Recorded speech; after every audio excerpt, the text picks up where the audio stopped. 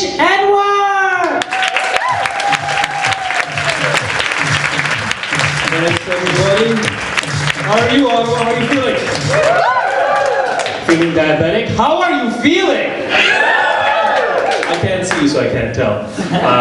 My name is Danish Edward, part-time comic, full-time terror suspect for your entertainment.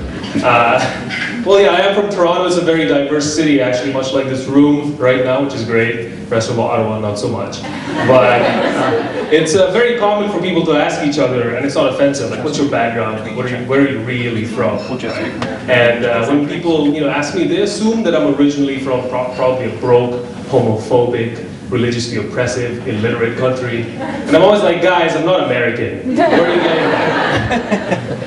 My American friends hate that joke, obviously.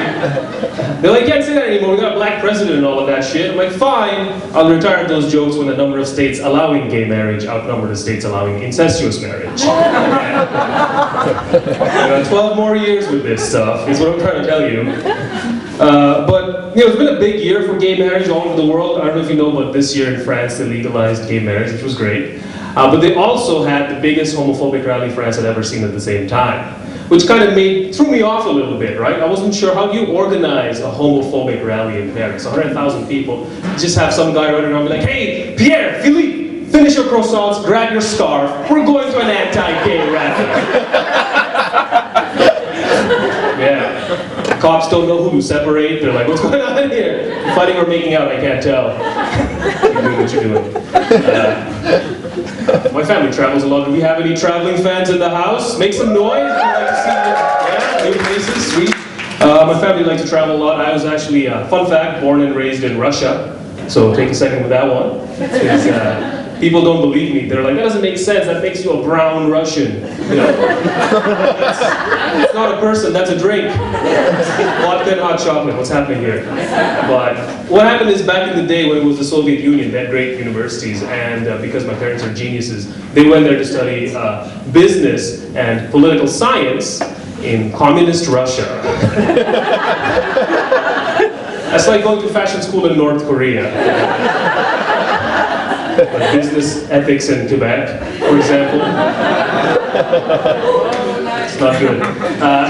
But we used to travel a lot when I was a kid. Things changed after 2001, obviously, because now when I travel, not only was I a young male with brown skin, a beard, and a Muslim name, now I'm possibly an ex-communist spy. Right? Like if my life was a movie, it'd be called 10 Things America Hates About You. I'm a supervillain. That's what I'm trying to tell you. I combine the two worst fears, terrorism and communism. Like with one hand, I'll cripple them with suicide attacks, and then heal them with free healthcare all year round. Repeat that over and over and over. It's a perfect crime. It's the perfect crime. And that's a best case scenario, guys. That's assuming that the authorities believe me when a brown guy hands them a Canadian passport that says he's from Russia. It looks like the world's worst forgery.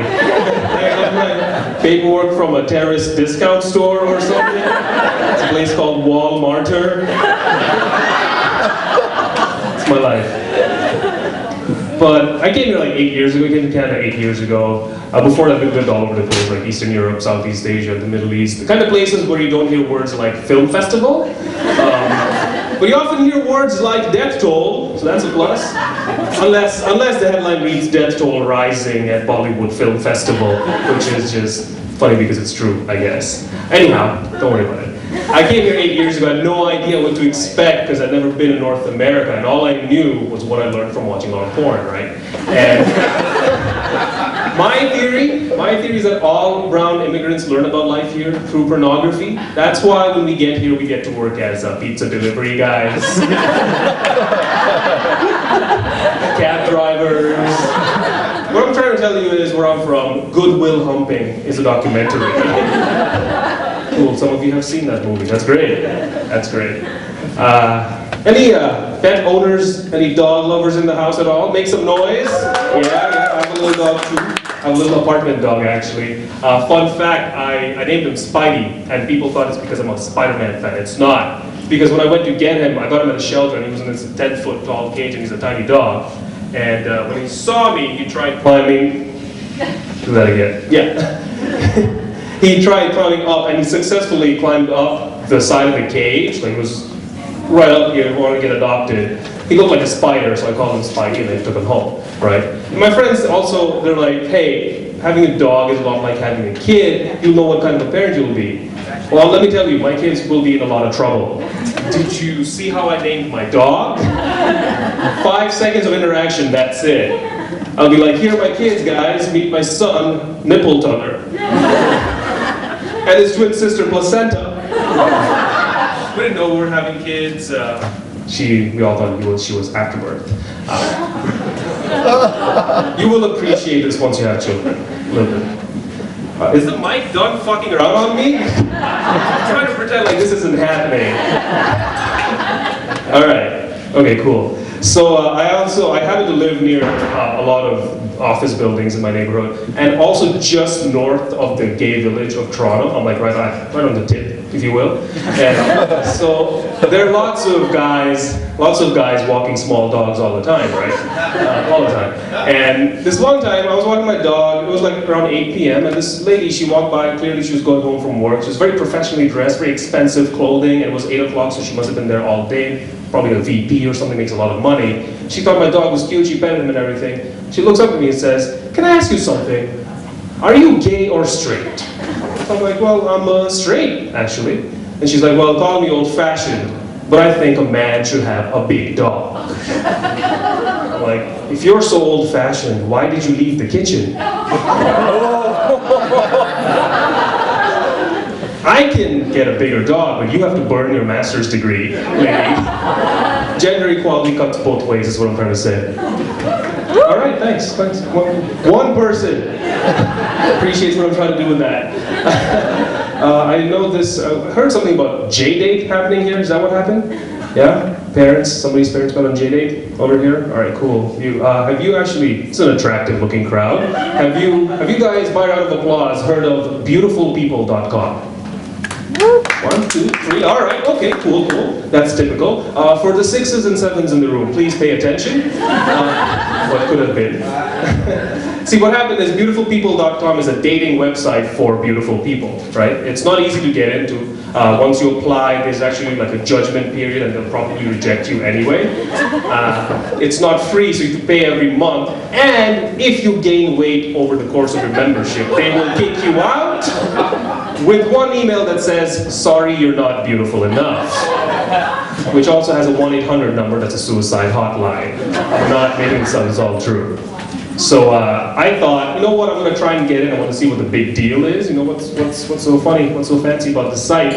Put up a profile, submitted it, got rejected within days. Did that again a few months later, thought they'd forget me. Nope, still rejected. Till I figured out the secret, you guys. Don't use pictures of yourself. It's a website, how will they know, right? So beautifulpeople.com thinks I'm this tall, athletic black guy from Montreal named Marcel. It's pretty great. Except, I needed pictures for my profile, so I spent a week Googling things like pictures of hot black guys, sexy black men in suits, because Marcel's a classy guy, he's a classy guy. Now, I don't know if you know this, but it takes about 5 to 7 days to find a few different pictures of the same random black guy on the internet. It's a lot of Googling. So now Google thinks I am into black guys. Changed all the ads it shows me. All I see now are ads for like Kanye tickets, Air Jordans, freecreditscore.com. Google is very racist, is what I'm trying to tell you. They're the ones sending me this ad here. And you don't want to know what it auto-corrects for me now that I try to search for stuff, because it thinks I want black cock all day, right? I was looking for this place, this bar, I'm like, where's the nearest black fetish club? Just like that. Looking for like a discount on something, I don't even remember. I was like, where can I get a deal on anal reconstructive surgery? Making a lot of assumptions there, Google. Making a lot of assumptions. Am I good for time? All right, guys, thanks for listening. That was my time. Please follow me on Twitter @TerrorSuspect. Don't miss sign. And welcome back, Jeff Solomon, everybody.